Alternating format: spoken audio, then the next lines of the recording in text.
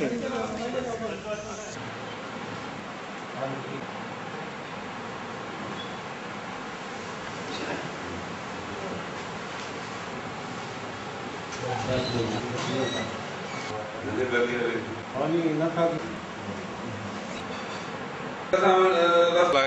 जे साम्हूं आहे त सिंध अॼु मुकमिल तरह सां पंजाब साम्राज्य वटि ग़ुलाम आहे।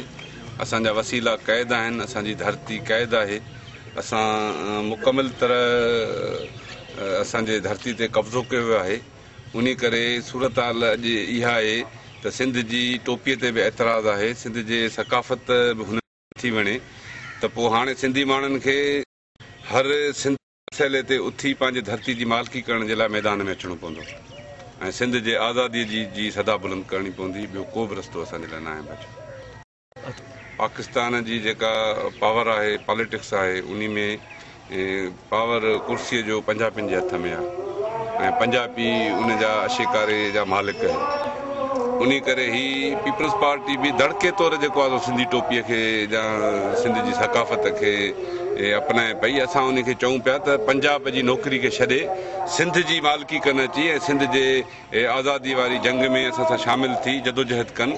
सिंध ई सभु कुझु आहे, हुनजो मुस्तक़बिल मुफ़ाद ऐं सभिनी सिंधी माण्हुनि जो मुस्तक़बिल, असांजे बचनि जो मुस्तक़बिल सिंध सां जुड़ियल आहे, जेको असांजो इंतिहाई ख़तरे में आहे। उहो इन सूरत में बचंदो जो असां सिंध धरती जी मालिकी कंदासीं, वारसी कंदासीं ऐं सॼे जहान खे जंहिं माण्हू खे असांजी सकाफ़त ते एतिराज़ु आहे त पोइ असांजे वसीलनि खे बि हुननि खे छॾणु खपे।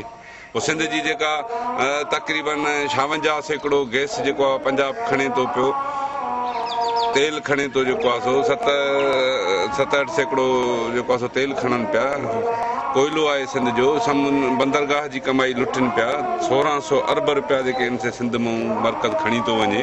उन दौलत खां बि इनकार करणु खपे जेको आहे सो। ऐं हाणे सिंधी माण्हू सुजाग थी चुका आहिनि। हाणे असां पंहिंजी धरती, पंहिंजी दौलत हुननि खे लुटणु फुरणु न ॾींदासीं।